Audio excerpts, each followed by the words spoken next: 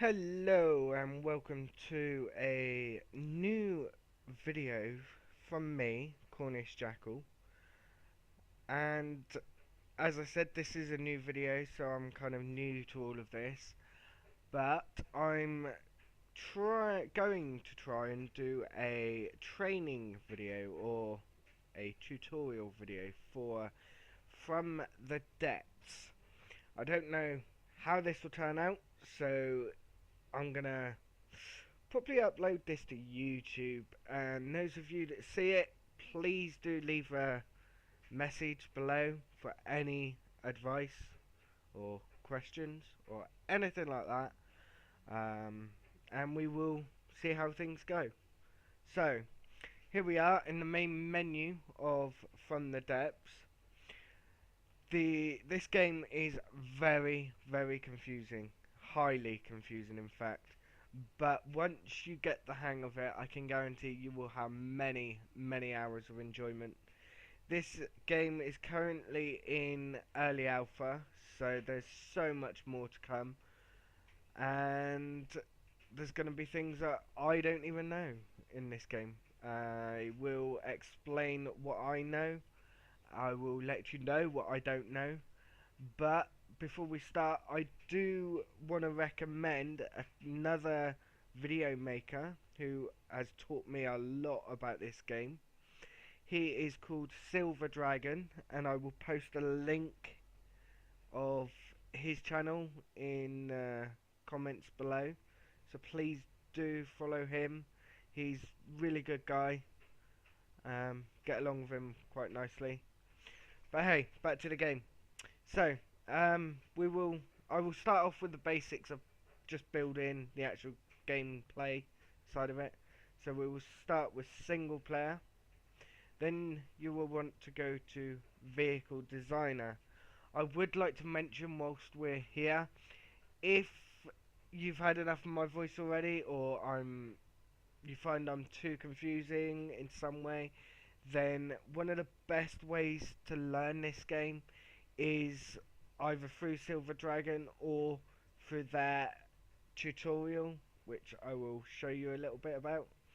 It is learn by watching, learn by visual guides, learn by reading, and learn by doing.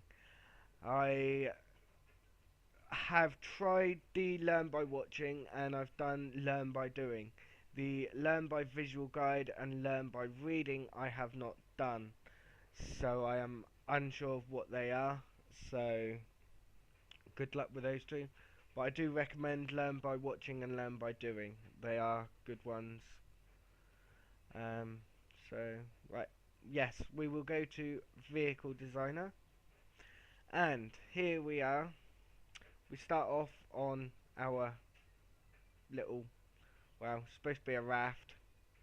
Uh, they call it a small starting raft, and yeah, it is very small. So that there is our spawn-in beacon. I'll go into detail about that probably in another video, because as I said, I am new to doing this. So I do not know how long this video will last for me. But hey, right. So yeah, basics.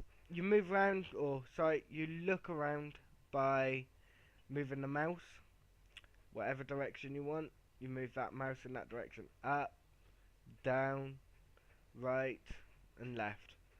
If you want to go off into an angle, up and right, same time, up and left, down and left, down and right. And I think that's it on the camera movements. Then you've got your actual movement of your character, which is W to go forward, S to go back, D to go right, and A to go to your left. You wait, sorry. You can press the tab key. Yep, let's get back to that one. Press your tab key. It puts you into a shoulder camera mode, and then you can use your W, S, D, and A keys to move around. Now, if you press spacebar, that will put you going up. Press the Alt key, and that will put you going straight down. I forgot to mention, space works for jump as if you're in first person mode, and the alt makes you crouch. And if you jump off this raft, which, there we go, you'll start sinking. But if you press the alt key, you go very little bit more faster downwards, and then you can go press spacebar and go up. Now this guy that I've got is actually, I'll show you what he is. He's actually a hover guy. I find him a little bit better than the other character. I will show you in a moment how to do character selections, but that's in your main menu on the bottom left corner of your screen. You can select character there. But yeah, so that's your movement pretty much covered, your camera's pretty much covered. So I will go and start with build mode. So if you want to build something, then you look at the object and press B. Then it will allow you to have this silhouette of a block. Now, I have not got. Let's. F9. There we go. There we go. Yes, the silhouette of a block. You move this block around by your standard W, A, S, and D keys, and then the block direction it will face will be determined by what direction you're facing with the camera. But if you wanted to lock a block in place, for an example, if I wanted the block to stay that way, as you can see the arrow on the top is facing that way. If I wanted to lock it, I press the G key, and then I can rotate the camera, but the block stays in the same direction. Whereas if I press the G key again, then the arrow changes to the direction that I'm looking at. Okay, just to confirm that's the G key to permanently lock rotation, G key again to release the lock, and then it will rotate whatever direction you want. Now, going back a slight step, so if I wanted to go from here into build mode, I press the B key. Okay, and if I wanted to build on my spawning beacon, I just look at it, press the B key, and it will allow me to spawn in new objects on that particular item. Okay, anyway, I hate using that thing, there's a load of rubbish, don't need it. So, let's start with this one, right? So, at the bottom of the screen, it is telling me I have a wood block that I can place. So, now, this is where I get a little frustrated with the game, because I hate simple clicking. But all you do is look the direction you want to place it, and just place by clicking your mouse button. Now, if you left click, just checking my left and right here a minute. Yes, if you left click, then it will place the block and move forward one space in the direction that you're looking. So, as I turn the camera, alright, I get a little annoyed with these click, click, click. It does my head in. And also, my missus, she hates me click, click, click all the time. Especially with her annoying me as well. I try not to click too much. But if you was to right click and I'm facing that direction, it will go backwards from the direction you're looking at. Now if you've noticed, as I click backwards, it turns from a green block to a red block. But if I click forwards, it stays green. The reason why it does this is because it is now, I'm going to lock this block a moment by pressing G. It will now tell me that I can't place a block there because there's a block currently there.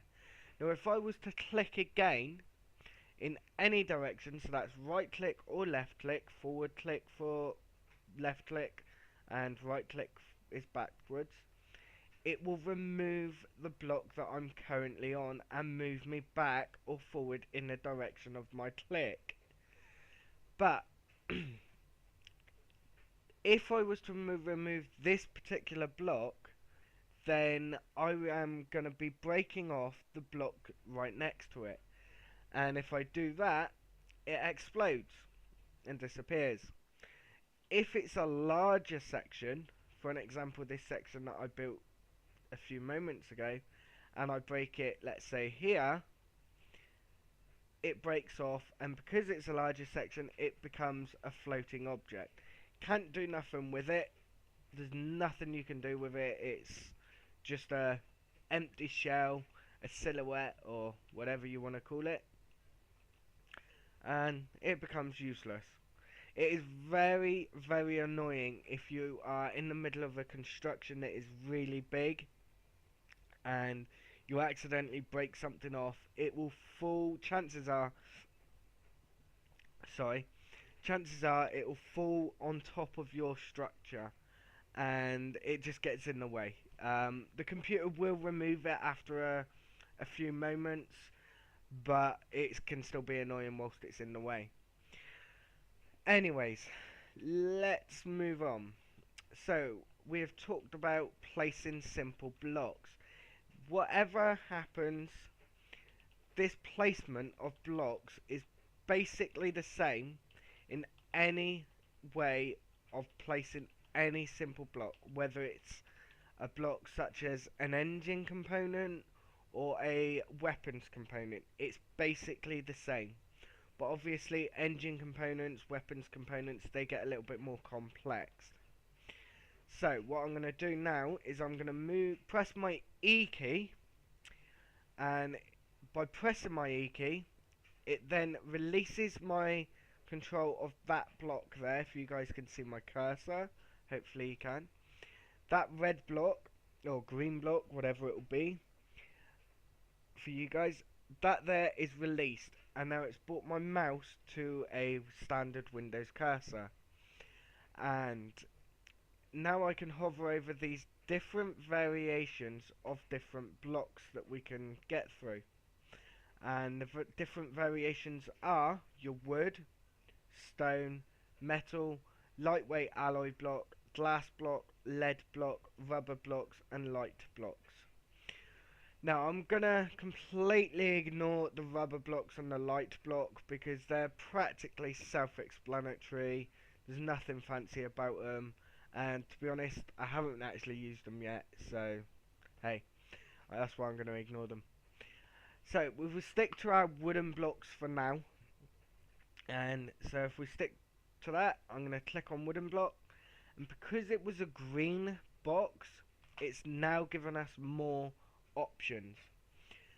And this first one up at the top is just a standard wooden block that we've already been playing with. This second one, first one on the second row, is a wooden downward slope block. Now I say downward slope, but there is no difference in a downward slope block to an upward slope block, which is the next one across, other than if you're looking at your object in a certain way, one slope will face downwards and one slope will face upwards.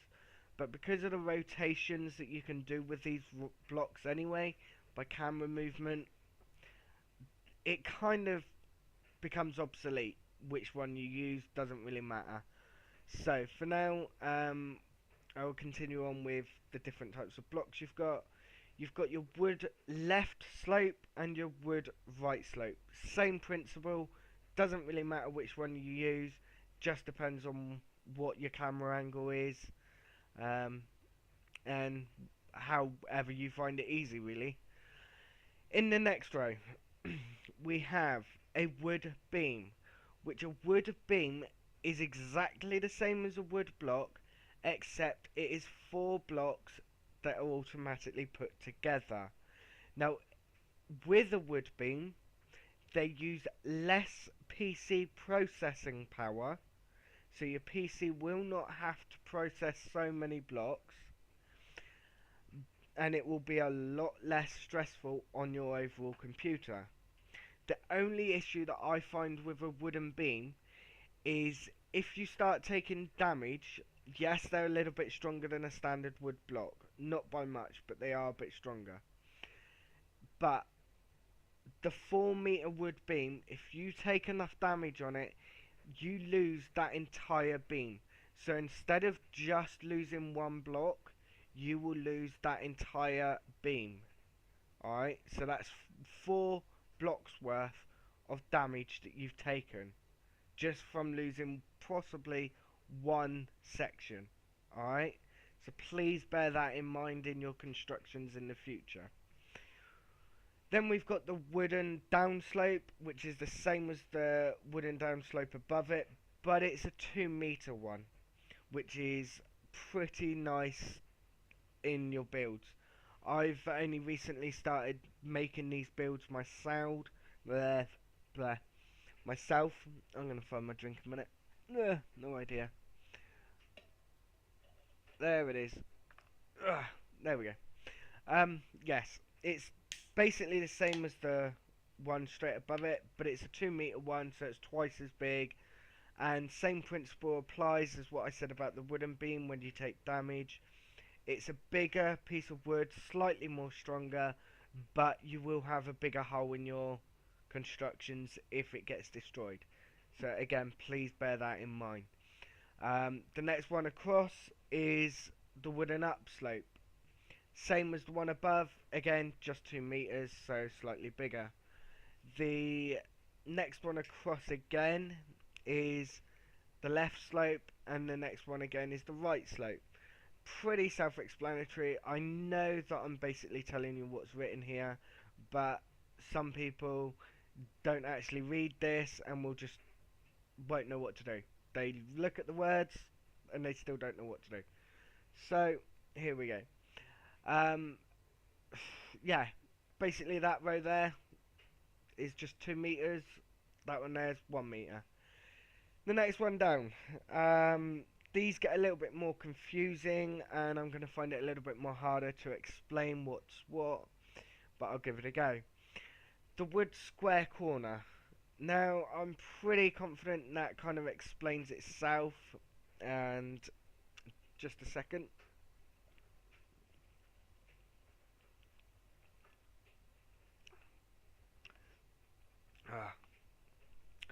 Had to have that drink. Mouth's going dry. Anyway, yes, the wooden square corner is a 1 meter. This entire row is all 1 meter, so it's approximately 1 block. The wooden square corner right is a square corner. I have no other way of explaining it. If somebody else comes up with a better way, post it in the comments and people can see a better way of describing it. But it's self-explanatory, guys. Read it. That's all I can really say. It's a square corner. Just don't go trying to put this square corner in a round hole, okay? Because I know a lot of you will try and do that. Okay, the next one, same as first one, but it's a left side rather than a right side. Again, depends on your camera angle, it can be useless. The next one again is a wooden triangular corner. Now, again, I can't really explain much, so it's a triangular corner. What can I say? I think what I'll do, yeah, I know what I'm going to do. The next one again, triangular corner, left side. First one right side, this one's left side. The next one is an inverted corner. It's a right-sided one. It's an inverted corner. What can I say? And that one there's basically a left one. This row down here is basically the same as this row, but it's 2 meters. Okay, So what I'm gonna do is just because I kind of get a funny feeling that people's gonna ask me questions because they didn't understand this. So I'm gonna leave that row out and I'm gonna leave that row out and we will start here and wood square corner. I've clicked on it. It's now taken me back to the construction, and as you can see, oh by the way, another camera movement I forgot to tell you, is you can move your camera in and out with the mouse wheel. I do apologise, forgot about that. But hey, um, so yeah, I'm zooming in. This is your wood square corner. Okay, those of you that didn't know what it was, here it is. So, for me to place this down, I move it around with the WSDA keys. So, for me to place it down, put it where it will turn green, and place. And voila, that is a wood square corner. Now, let's press E again and go to the left side. So, as you can see, this one is exactly the same, but it's different side. Now, if I was to release the G key, well, it jumps to that direction because of the way I'm doing it. If I was to rotate all the way around and face that way, lock it in position, and go like that, there is no difference in the blocks. They do the same job. That's what I was talking about, rotating your camera view. And a left one is the same as a right one, depending on your camera view. Oh, that kind of coat giving me gas. Okay, so back to the E key. Let's move on. We've got the triangular corner. Yes, so the triangular corner is. Let's go. I'll put it that way and then lock it. Move down. There we go. That's your triangular corner. Alright, it's similar to this one, except this one is a bit more blockier. It fills in gaps that are slightly too big for these ones. I kind of can't really explain much more than that. Yeah, and then that one there is the left side, so there you go. A couple of bats ears for you. The next one is the inverted corner, and as I said, it's pretty self-explanatory. It's a block that's basically had that triangular piece cut out of it. Hopefully you can gather what I'm getting at. And then you've got this one here. There we go. That there is an imprint of bats here. A couple of bats ears. Anyway. But yeah, even if I unlock and rotate my camera to that view, it's exactly the same as the one below it. So I hope I've explained on camera views and rotations of blocks. So okay. Now if I was to click back on the blocks tab in all these tabs here, it brings me back to this main menu, and then I can move on to stone. Stone is pretty basic. It's heavy, it's made of stone. That's it. That's the only stone block you can have.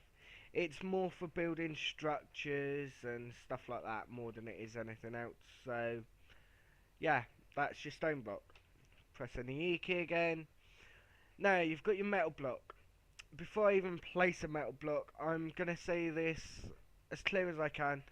All of these down here are exactly the same as what I've just gone through with the wooden blocks, but it's metal. Okay, if you can't tell the difference between metal and wood, then you shouldn't be playing this game. But hey, this is your metal block. There we go. Metal blocks are the strongest component in this game. Um, they are reasonably heavy, so you want to watch the weight with them, but they are the strongest component.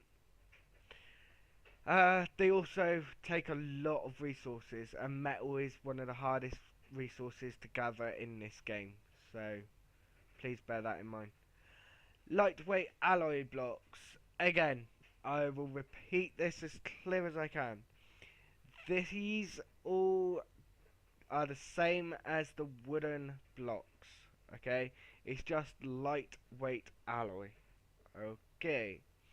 And this is a lightweight alloy. So, the only major difference between a lightweight alloy and a metal block is the colour. As well as a lightweight alloy armour. As you can see on the right hand side there, it has health, which is 125, armour, which is 7, its weight, and I have to admit, its weight is actually lighter than the wooden ones.